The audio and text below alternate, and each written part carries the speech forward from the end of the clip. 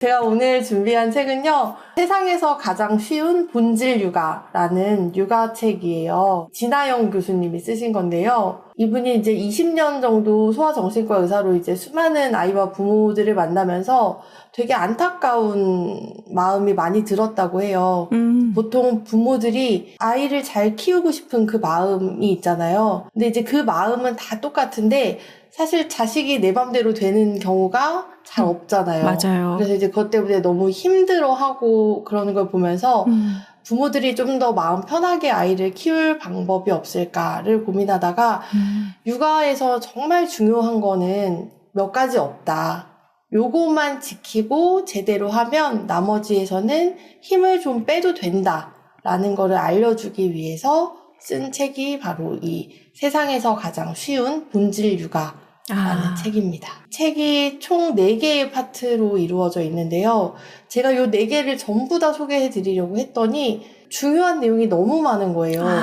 그래가지고 오늘 그 중에서 딱 첫 파트만 집중적으로 소개를 해드리고 이제 뒤에 있는 나머지 부분은 오늘 이제 저희 방송 들어보시고 나서 좀 관심이 생기시면 책을 이제 구하셔서 천천히 좀 읽어보셨으면 좋겠다는 생각에 오늘은 첫 번째 파트에만 집중해서 소개를 한번 해드릴게요. 첫 번째 파트의 제목은요, 밥을 짓듯 아이를 키워라입니다. 그래서 이 파트에서는 육아를 밥 짓기에 비유를 하고 있어요.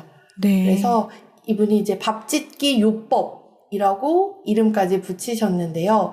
밥을 하려면 일단 쌀이 있어야 되잖아요. 네.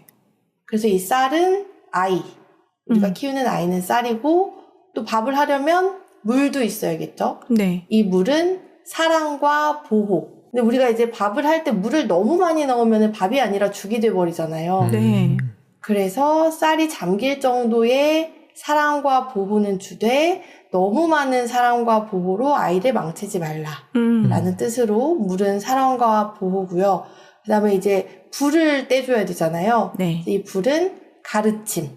근데 우리가 이제 평소에 얘기하는 뭐 학업적인 가르침 이런 게 아니라 가치나 마음 자세 이런 거를 가르치는 걸 이제 불에 비유를 하는데 네. 밥을 하다가 이제 중간에 불이 꺼져버리면 밥이 되다가 말잖아요. 그래서 이 가르침은 아이를 키우는 내내 지속적으로 꺼지지 않게 불처럼 그렇게 줘야 된다라고 해가지고 가르침을 불에 비유를 하고 있습니다. 요게 이제 밥짓기 요법의 핵심이고요. 여기서 이제 또 중요하게 말씀하시는 게 뭐냐면 밥을 할 때는 우리가 쌀 넣고 물 붓고 불 떼주고 한 다음에 이제 밥이 될 때까지 뜸을 들일 때까지 기다리잖아요. 네. 근데 많은 부모들이 하는 실수가 이게 잘 되고 있나 궁금하니까 중간중간 자꾸 열어보고 맞아. 아니면은 뭐 이것도 넣어보고 저것도 넣어보고 한다는 거예요. 그게 오히려 아이를 망칠 수도 있다. 우리 아이, 그러니까 쌀이 가지고 있는 그 단 밥맛을 믿고 인내하고 기다려주면 우리 아이는 충분히 잘 클 수 있다. 이게 이제 밥짓기 요법의 핵심인 것 같더라고요. 지금부터는 이제 그 쌀과 물과 불에 대해서 좀 더 자세히 하나씩 살펴볼게요. 네. 이제 먼저 쌀은 아이잖아요. 내 아이의 재능을 찾는 법이라는 부제로 쌀에 대한 이야기를 하는데 제가 지금 직업이 초등학교 선생님이잖아요. 네. 그러면 이제 학부모 상담을 할 일이 굉장히 많이 있어요.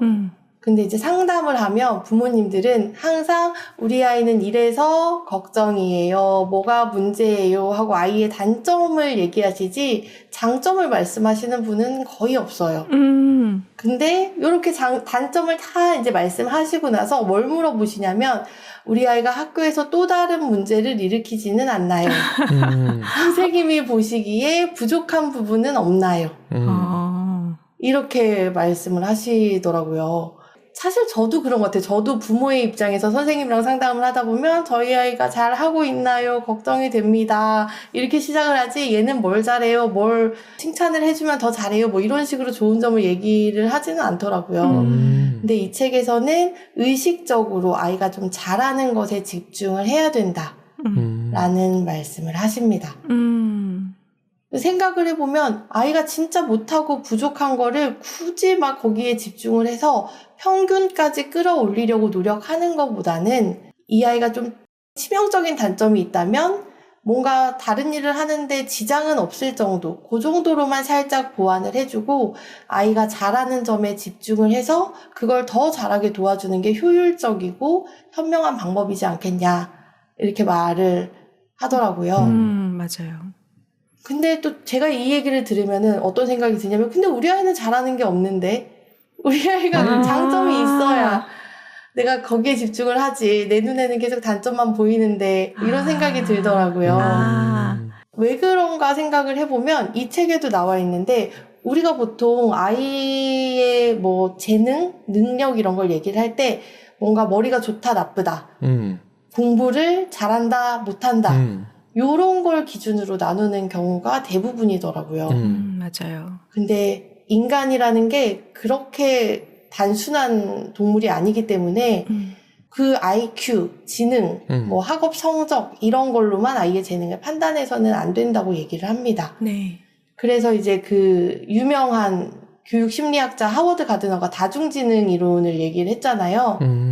그래서 그 가드너가 얘기한 다중지능의 8가지 종류가 있는데 언어지능, 논리수학지능, 공간지능, 신체운동, 음악지능, 개인 내 지능, 대인관계지능, 자연주의적 지능 이렇게 다양한 지능이 있으니까 네. 이 중에서 우리 아이가 어떤 쪽에 더 강한지를 살펴보고 그 잠재력을 키워줘라 라고 이야기를 하고 있어요. 근데 이때 이제 주의해야 될 게 있는데 부모는 조련사가 아니라 조력자가 되어야 한다. 와우. 조련사는 아이를 부모가 원하는 방향으로 끌고 가는 거고 네. 조력자는 아이의 의견을 존중하면서 아이가 이제 자신의 길을 갈 수 있도록 도와주는 역할이잖아요. 네. 그래서 조련사가 되지 말고 조력자가 되어야 한다라는 말이 굉장히 인상 깊더라고요. 그래서 여기까지가 그 쌀, 우리 아이에 관한 내용이었고요. 그 다음에 이제 두 번째로 물에 관한 이야기가 나와요. 네. 물은 이제 아이를 사랑하고 보호하는 것이라고 하는데 여기에는 되게 이분이 요법이라는 말을 써서 다 이름을 막 붙이셨어요. 그래서 지금 이 첫 번째 파트도 밥짓기 요법이라고 하셨잖아요. 네. 이 물 그 파트에서도 뭔가 무슨 요법들이 되게 여러 개가 나오거든요. 근데 이제 그 중에서 20초 허그 요법, 맞장구 요법 이런 거는 이름만 들어도 뭔지 아시겠죠? 금방 알 것 같아요.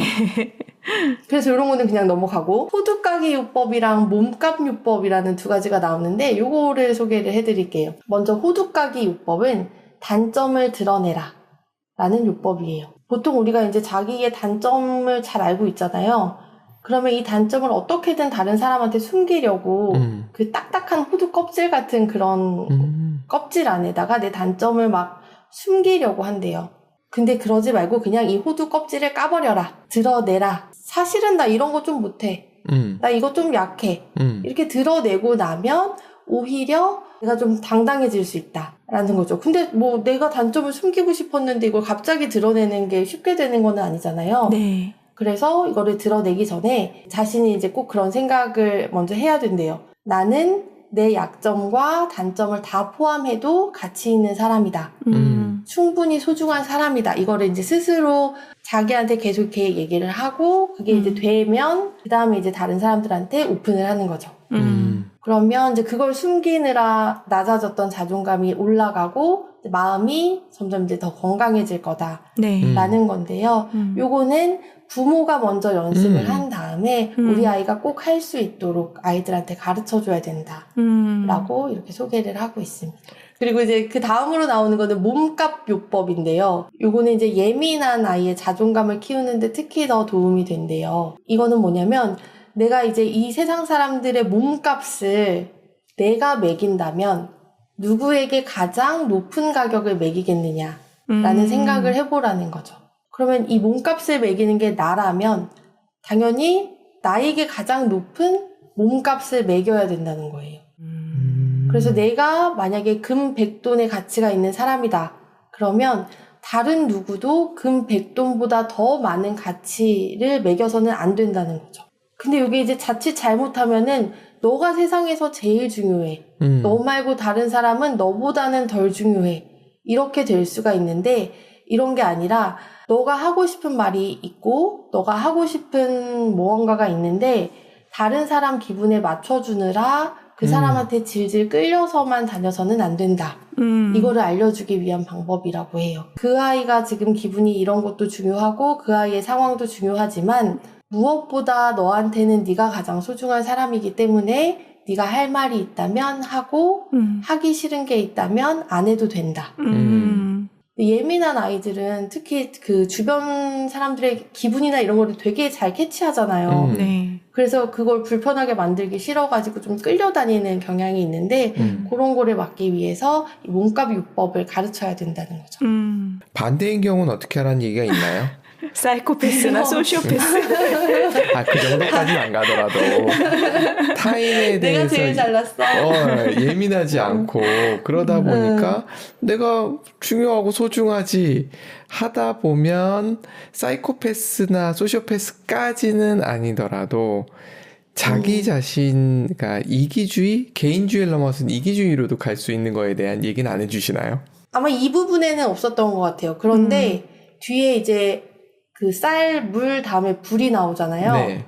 불이 이제 아이에게 가르쳐야 할 가치나 마음 자세 이런 건데 거기에 이제 다른 사람을 배려해야 한다 뭐 이런 걸 가르쳐야 된다는 내용이 나옵니다. 그리고 이제 마지막으로 가치랑 마음 자세에 대해서 한번 알아볼 건데요. 사람마다 사실 가치라는 거는 추구하는 게 좀 다르잖아요. 부모마다 아이에게 심어주고 싶은 가치가 다 다를 수가 있는데 이 책에서는 우리 아이들한테 꼭 가르쳐야 될 가치를 4가지로 추려서 소개를 하고 있어요. 첫 번째 가치는 신뢰성입니다. 항상 행동과 말을 옳고 진실되도록 해라 라는 거를 가르쳐야 된다는 거고요. 두 번째 가치는 책임감과 성실함. 너가 맡은 일이 있다면 그거는 최선을 다해서 열심히 해야 된다. 단 너가 좋은 결과를 내기 위해서 수단과 방법을 가리지 않고 해서는 안 된다. 결과보다는 과정이 중요하다. 요거를 같이 가르쳐야 된다고 하더라고요. 그리고 세 번째 가치는 기여인데요. 요거는 자신의 재능을 가지고 자기가 속한 뭐 집단이나 타인에게 뭔가 도움이 되는 일을 해야 된다. 요거는 근데 뭐 크고 거창한 일만 얘기하는 게 아니고 뭐 글을 쓰는 사람이라면 자기가 좋은 글을 쓰는 것만으로도 세상에 기여를 하는 게 될 수 있잖아요. 네. 요런 기여를 얘기한다고 하더라고요. 그래서 어렸을 때부터 너가 이제 같이 우리가 밥을 먹는다면 밥상에 밥 숟가락 놓는 것 정도 요 정도의 일을 하는 것도 너가 기여를 하는 거다라고 해서 자꾸 연습을 시키고 네. 가르치라고 강조를 하고 있습니다. 그리고 이제 마지막은 배려인데요. 이게 아까 말씀드렸던 어떤 일을 하든 다른 사람의 상황도 생각을 하고 다른 사람한테 피해를 줘서는 안 된다. 네, 이런 거를 가르쳐야 된다고 합니다. 불 부분에 가치와 마음 자세 이렇게 2가지를 가르쳐야 된다라고 나와 있는데 방금까지 이제 제가 얘기한 게 가치에 대한 내용이었고요. 이제 마지막으로 어떤 마음 자세를 가르칠 것인가 라는 부분에서는 가장 도움이 되는 마음 자세는 긍정적인 마음 자세다 라고 얘기를 하시더라고요. 근데 여기서 말하는 긍정은 뭐든지 잘 될 거다, 뭐 다 잘 될 거다, 뭐 다 좋게 생각해라 이런 게 아니라 어떤 상황에도 좋은 점과 나쁜 점은 공존한다. 이런 마음이 있으면 힘든 일이 있더라도 내가 지금 겪고 있는 이 상황에서도 분명 좋은 점이 있을 거야 하면서 이제 그 어려움을 이겨낼 수 있을 테니까요. 그래서 이런 마음 자세를 가르쳐야 된다라고 하더라고요. 저도 이분을 처음 알게 된 게 우연히 세바시 강연 하시는 거를 봤어요. 네. 그 전에는 아예 모르다가 그거를 이제 보고 너무 빠져들어가지고 이분 책까지 읽게 된 거였거든요. 근데 거기서 저를 빠져들게 했던 가장 강력했던 문장이 뭐였냐면 모든 일은 나에게 일어나는 것이 아니라 나를 위해 일어난다. 나에게가 아니라 나를 위해. 나를 위해. 이분이 뭐 크게 아프셨대요. 그래가지고 그것 때문에 되게 힘든 시간을 지내셨는데 그 상황에서 이게 나한테 일어난 이유가 있을 거야. 나를 위해서 분명 나에게 이런 일이 있었을 거야. 그래서 요거에서 의미를 찾고 지금 내가 아파서 더 좋아진 점을 찾아서 그거를 극복하고 오히려 아프고 난 뒤에 상황이 더 좋아졌다는 얘기를 하시더라고요. 근데 저는 그 문장이 너무 마음에 들어가지고 이분 책까지 읽었는데 이분이 육아책 말고 또 다른 책 쓰셨는데 마음이 흐르는 대로 제가 오늘은요 세상에서 가장 쉬운 본질 육아 책 소개를 해드렸는데요. 이게 처음에 말씀드렸던 것처럼 파트가 4개가 있는데 첫 번째 파트만 소개를 해드린 거예요. 아이를 키우는데 뭔가 어려움이 있거나 좀 뭔가 불안하고 나만 이렇게 힘든 걸까 하는 생각이 드는 부모님이시라면 이 책 한번 찾아서 읽어보시는 거 추천드립니다.